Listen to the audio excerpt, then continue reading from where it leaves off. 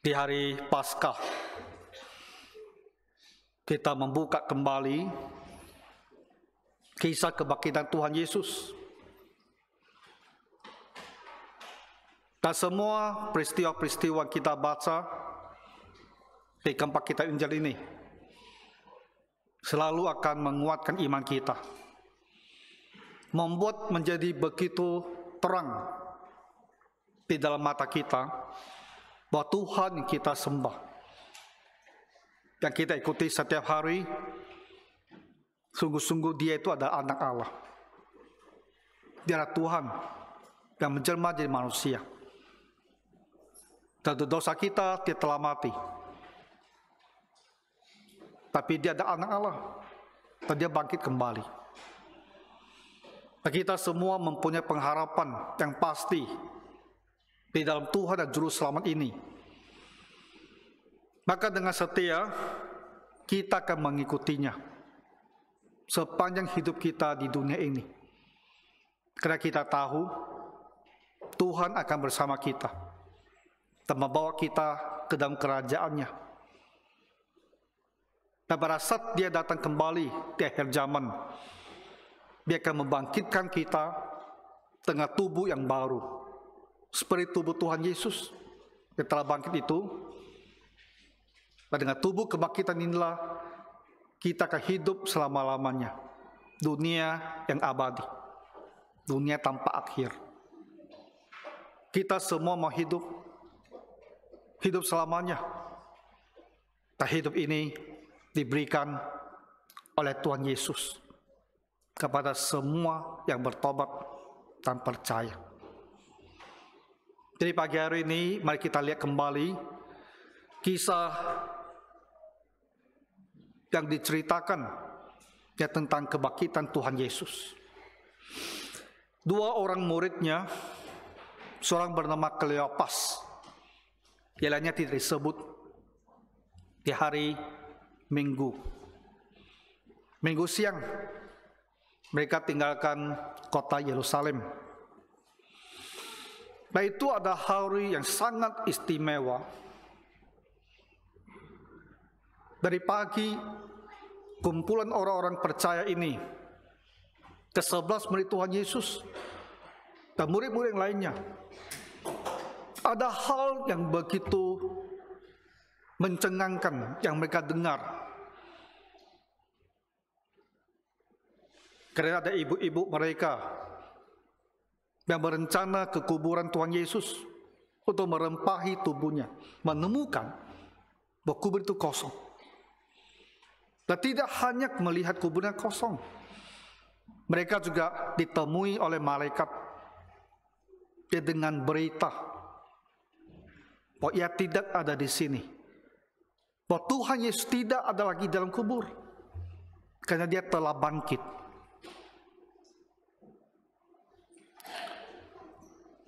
Tuhan Yesus telah bangkit.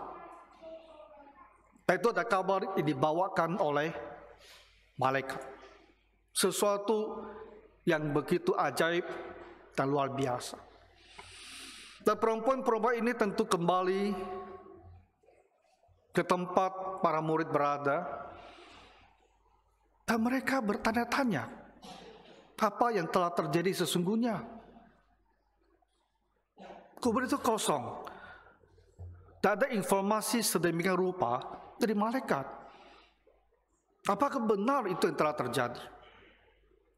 Nah, dengan suasana hati seperti inilah, Kleopas dan temannya ini meninggalkan Yerusalem. Ya, kita tidak dikasih tahu ada keperluan apa. Mereka menuju sebuah kota kecil bernama Emmaus. Ya, jaraknya tidak terlalu jauh. Di sini katakan kira-kira 7 mil. Ya, 7 mil itu ya sekitar mendekati 12 km. Mungkin masih lebih dekat ya dari kita di Batam Center ini ke Sekupang. Tapi mereka berjalan kaki. Kalau kita kan bawa mobil, nggak motor. Nah, jadi berdua mereka pergi, tinggalkan Yerusalem, tinggalkan teman-temannya, dan mereka berjalan. Tentu dalam hati itu banyak sekali pikiran, ya, apa yang telah terjadi. Di samping itu mereka juga mengingat kembali hari Jumat, ya, hari Jumat, satu hari yang begitu menguras perasaan, yang begitu menggoncangkan, ketika semua murid-murid ini di tengah-tengah orang banyak yang menyaksikan Tuhan Yesus di atas kayu salib dan melihat dia mati pada jam 3 sore. Jadi 3 hari ini 3 hal yang berat sekali, ya. 3 hari di dalam kesedihan, di dalam kepedihan. Nah, dalam perjalanan menuju ke Emmaus itulah sesuatu hal terjadi. Karena tiba-tiba ada yang mendekati mereka. Dan kita tahu yang mendekati itu adalah Tuhan Yesus yang telah bangkit. Tapi untuk alasan tertentu, ya, barangkali kita hanya bisa menerka, barangkali Tuhan Yesus tidak mau terlebih dahulu membuka jati dirinya, membuka identitasnya. Dia ingin mendengar apa sesungguhnya yang dipikirkan oleh murid-muridnya ini. Bagaimana penilaian mereka, pandangan mereka terhadap peristiwa-peristiwa yang telah terjadi dalam 3 hari ini. Maka dengan cara sangat ajaib, walaupun Tuhan Yesus ada di tengah-tengah mereka, tapi mereka tidak menyadari bahwa yang bercakap-cakap dengan mereka itu adalah Tuhan Yesus.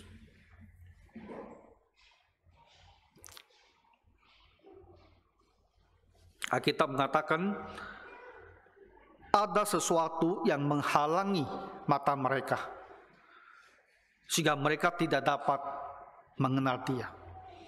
Ada sesuatu yang ajaib yang dikerjakan oleh Tuhan. Jadi mereka berdua ini memang berbicara dengan seseorang. Lihat mukanya, lihat tubuhnya, mendengar suaranya, tapi tidak sadar. Tidak, orang bilang apa? Tidak ngeh. Tidak tahu bahwa ini adalah Tuhan Yesus. Tidak dijelaskan, ya, apa yang membuat mereka itu tak bisa mengenali dia. Mungkin ada sisi psikologis, ya, dalam diri mereka yang menghambat pengenalan itu. Kenapa?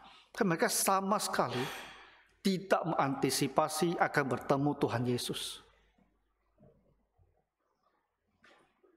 Itu mungkin seperti kita, ya. Kadang-kadang saya pikir, nah, kalau kadang-kadang di lemari buku yang banyak itu, ya, kita mau cari satu buku itu, tapi kamu gimana pun cari itu tak ketemu itu. Padahal bukunya di situ. Dan kadang-kadang saya pikir, kenapa begitu? Karena dalam pikiran kita itu kadang-kadang lebih cenderung merasa buku ini ada di sudut mana itu. Jadi ketika kita lihat ke sudut itu tak ada, kita jadi sepertinya jadi tidak menentu. Dan kita tak mengharapkan buku itu ada di bagian lain. Sehingga walaupun kita lihat sana, lihat sini tidak kelihatan. Padahal bukunya di situ. Mungkin ini juga adalah satu sisi yang mempengaruhi kejiwaan Kleopas sama temannya. Tak mengharapkan akan bertemu dengan Tuhan Yesus. Jadi tak dikenali. Dan satu sisi yang lain adalah sesuatu hal yang saya rasa memang secara ajaib terjadi. Sengaja ditutup mata mereka sehingga tak bisa mengenali bahwa yang berbicara itu adalah Tuhan Yesus. Tuhan Yesus mendekat pada mereka. Tuhan Yesus yang ambil inisiatif mendekat pada mereka. Dan mereka berbicara.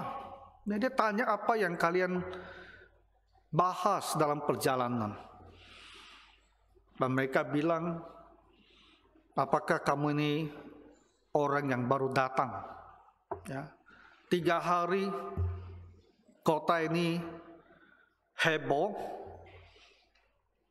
dan kamu tidak tahu apa yang terjadi.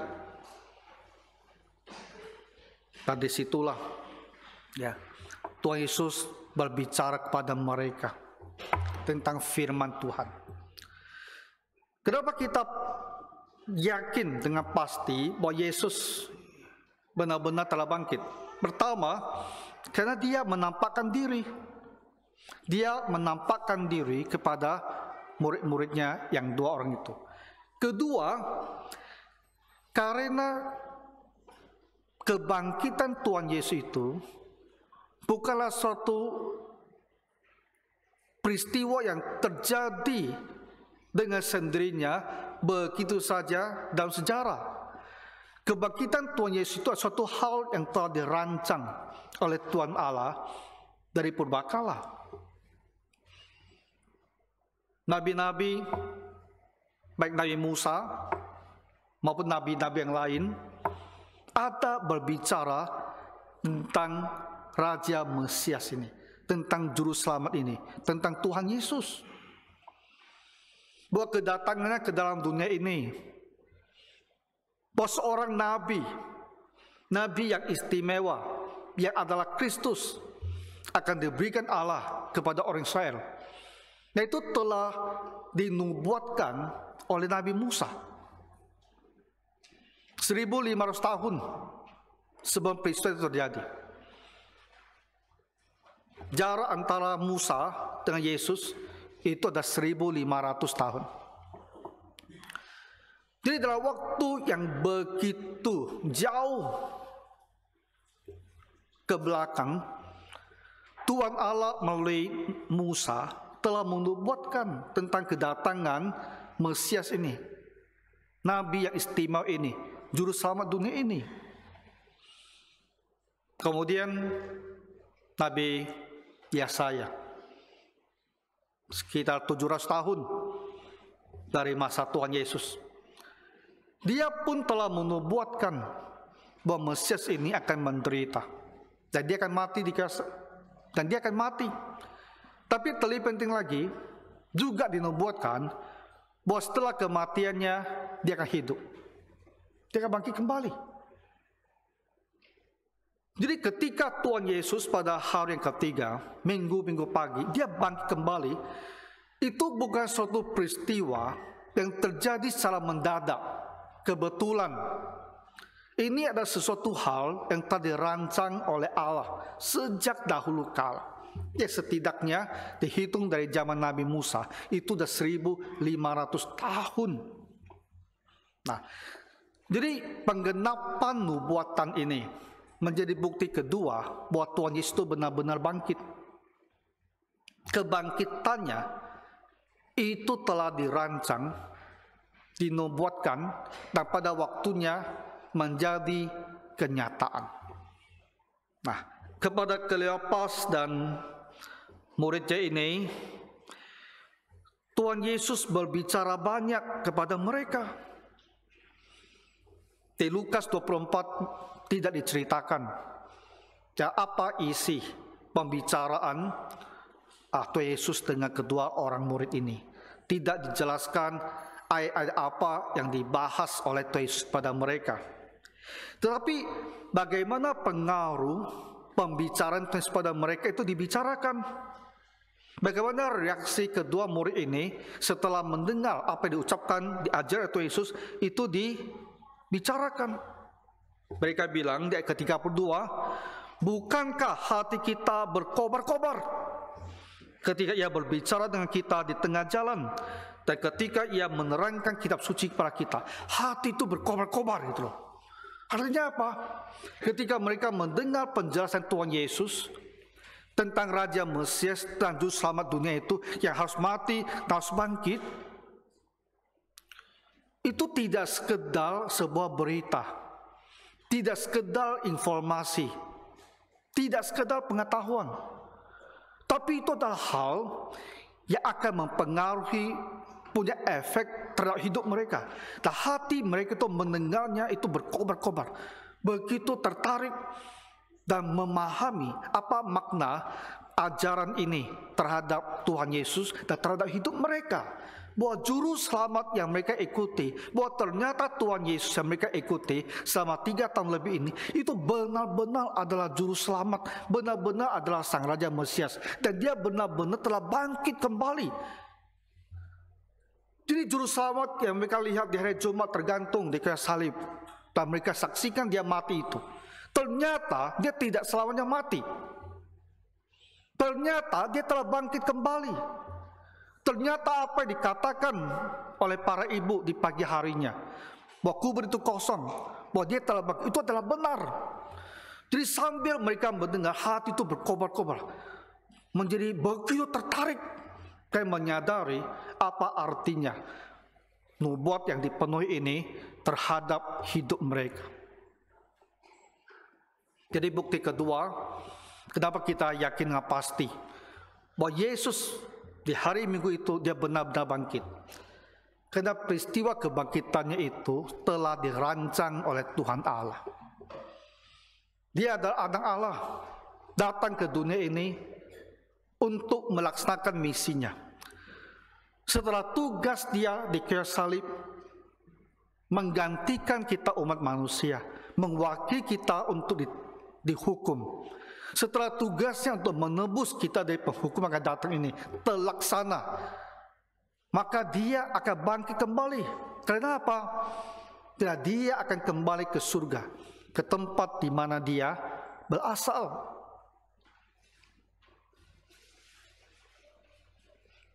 Jadi mereka terus berjalan. Nah, hari semakin sore, semakin gelap. Jadi Tuhan Yesus diundang mereka, ya, biar menginap bersama-sama. Dari situlah mereka duduk dan mereka makan malam. Nah, itulah waktunya Tuhan Yesus ingin mengungkapkan dirinya. Dia ingin murid-muridnya ini mengenali siapa dirinya. Seperti yang dia lakukan ketika 5.000 orang laki-laki, ketika 4.000 orang laki-laki mau makan bersama. Dengan mujizat, dia ambil roti, dia ucapkan syukur, dan dia pecahkan. Kleopas, temannya ini, pasti ada di situ juga. Jadi ketika mereka duduk, dan Tuhan Yesus mengangkat roti, mengucapkan syukur, pecahkan, di kala itulah mereka langsung ngerti, ya, langsung sadar sesuatu yang menutupi mata mereka seolah-olah langsung terlepas. Dan mereka bilang, itu Tuhan Yesus. Ya, perbuatannya memecah roti itu mengulang apa yang telah mereka lihat dia lakukan sebelumnya. Dan mereka tahu itulah Tuhan Yesus. Tuhan Yesus menampakkan diri setelah kebangkitan kepada murid-muridnya ini. Bapak Ibu,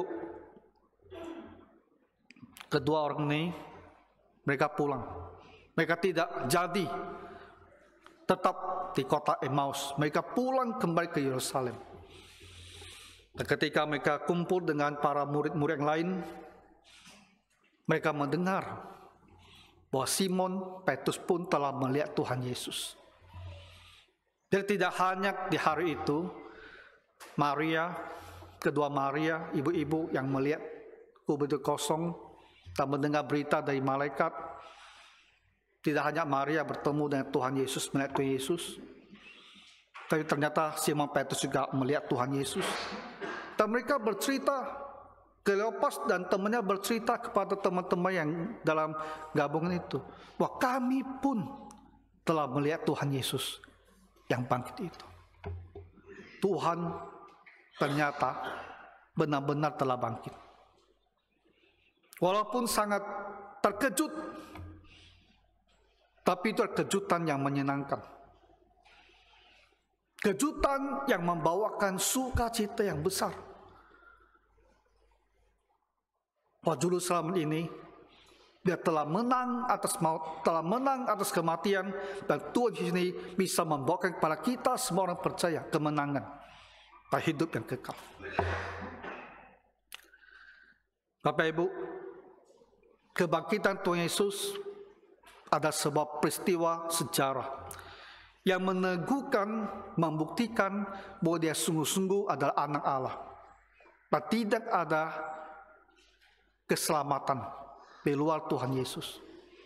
Tidak ada yang bisa menolong kita, umat manusia yang berdosa, selain Tuhan Yesus. Kebangkitannya ini adalah suatu peristiwa yang luar biasa. Bukan sebuah keajaiban dari antara banyak keajaiban yang kadang-kadang kita lihat sepertinya ada di dunia. Ini ada keajaiban puncak, keajaiban dalam diri Yesus yang dimulai dari masa dia pelayanan. Dengan segala mujizat yang dia perbuat, semua ada keajaiban. Dengan ajaran-ajaran yang telah dia sampaikan yang menggugah hati manusia dan ditutup mencapai puncaknya dengan kebangkitannya sendiri. Dan semua rentetan peristiwa ini, semua mujizat yang dia lakukan dan mujizat kebangkitannya ini menjadi sebuah bukti bahwa dia benar-benar ada anak Allah yang turun dari surga ke muka bumi kita ini untuk menyelamatkan kita. Kalau tidak, kenapa saya harus bicara seperti ini? Karena pada masa sekarang ini ada itu yang namanya gerakan zaman baru, New Age Movement, gerakan zaman baru. Ini dasarnya ya, latar belakangnya itu sebenarnya agama timur, dari agama Hindu Buddha. Dan ini satu gerakan yang sangat meluas yang mengajarkan bahwa setiap manusia adalah Tuhan. Kita ini semua adalah Tuhan. Di dalam diri kita itu ada benih keilahian. Hanya kita belum menyadarinya. Hanya kita belum mencapai suatu level di mana kita menyadari bahwa kita ini adalah Tuhan. Jadi mereka bilang, ya benar, Tuhan Yesus bangkit, itu luar biasa. Tapi itu adalah cara manusia Yesus ini yang telah sampai pada level dia menemukan keilahiannya. Jadi kebangkitannya memang benar, mereka tak menyangka dia bangkit. Tapi mereka bilang kebangkitannya tak ada arti yang sangat istimewa, karena di dalam dunia ini ada juga kadang-kadang orang-orang yang mempunyai pengalaman yang sangat khusus. Ya, baru kemarin kita dengar di YouTube orang Indonesia yang berbicara bahwa dia bisa berada di dua tempat pada waktu yang sama. Ya, dan dia serius loh. Dia bilang ada orang bersaksi dia ada di sini, tapi dia juga ada di sana.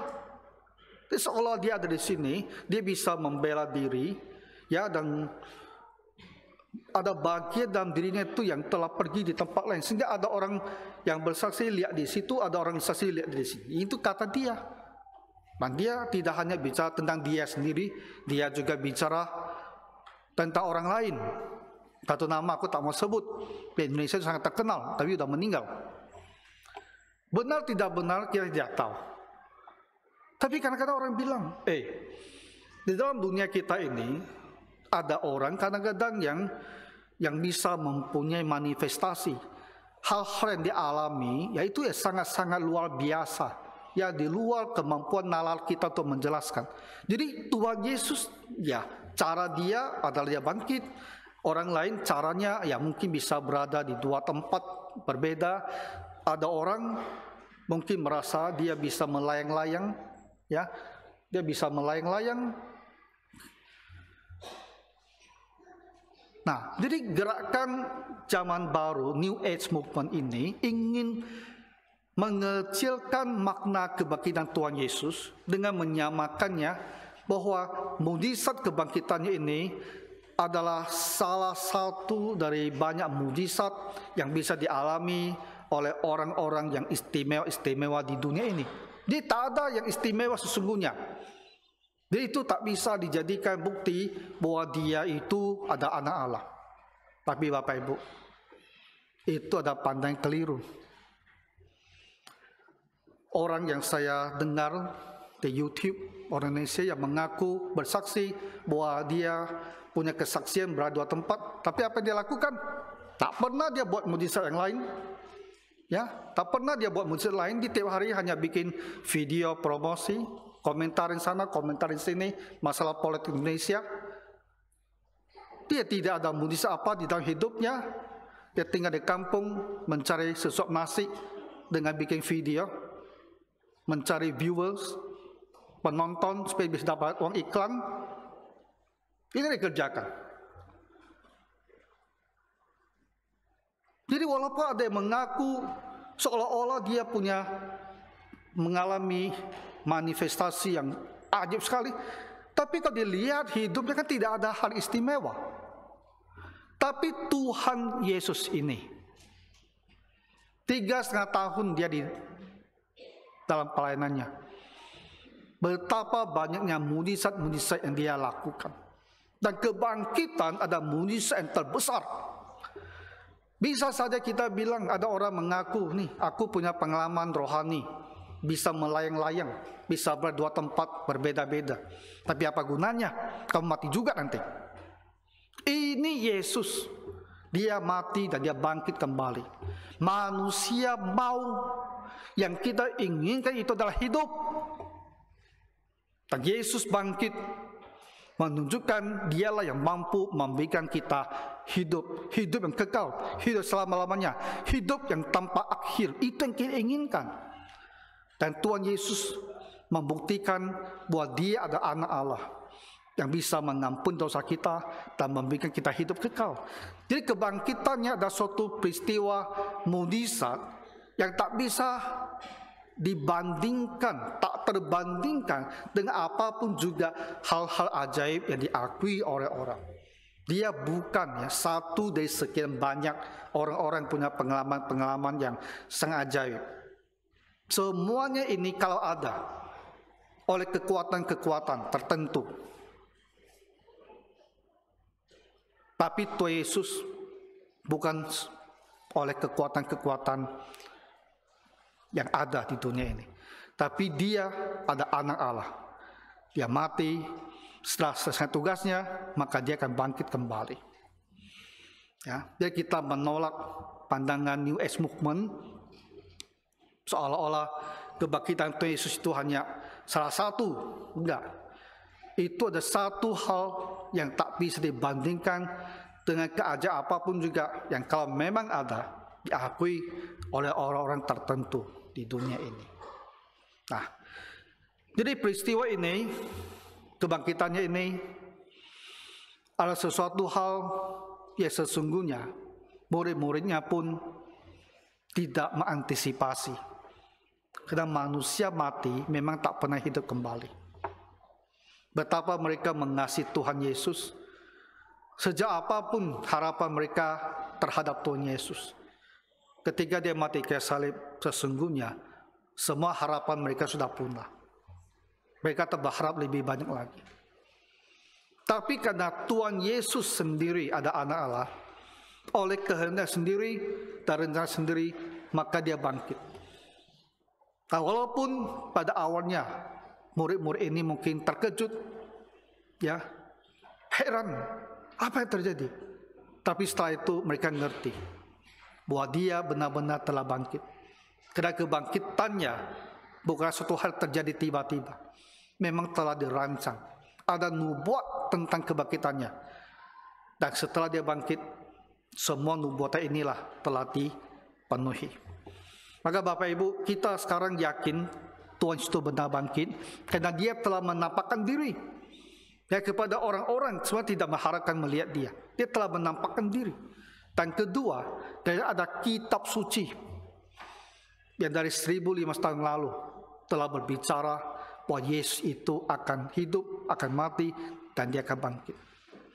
Jadi biarlah kita semua percaya sungguh-sungguh pada Tuhan Yesus, percaya tanpa ada bayang-bayang keraguan, membaca kitab suci ini, membaca apa yang dicatat untuk kita, hal-hal yang telah dialami dicatatkan untuk kita, membacanya dan kita tahu memang benar, ya Tuhan kita itu sudah bangkit. Dan kita akan percaya kepada Dia, seperti semua murid-muridnya ini, kita akan percaya kepada Dia. Dan sekarang mata kita tidak melihat Dia, tapi kita percaya Dia ada di surga. Dia telah naik kembali ke surga. Dan Dia hidup di surga. Dan Dia melihat kita semua. Dia memperhatikan kita semua. Jadi kita akan bertekad, akan ikut Tuhan Yesus. Sungguh-sungguh kita tak akan meninggalkan Dia. Apapun terjadi, kita tak akan meninggalkan Dia. Karena dalam Dialah satu-satunya pengharapan. Untuk kita juga hidup, untuk kita juga dibangkitkan. Ya Tuhan, kiranya menguatkan Bapak Ibu semua, membangun iman kita melalui ibadah dan pendengar firman Tuhan di hari Paskah ini. Mari kita berdoa. Bapa Surgawi, teguhkan iman kami. Kami tahu dengan pasti bahwa Juru Selamat kami telah bangkit. Bawalah kami Tuhan mendekat kepadamu. Setiap hari kami akan berjalan bersama Tuhan dengan setia. Tuhan Yesus, jadikan umat-Mu ini satu umat yang kuat, penuh dengan iman, sehingga hidup mereka bisa berbuah banyak untuk kemuliaan Tuhan. Di dalam nama Tuhan Yesus kami berdoa. Amin.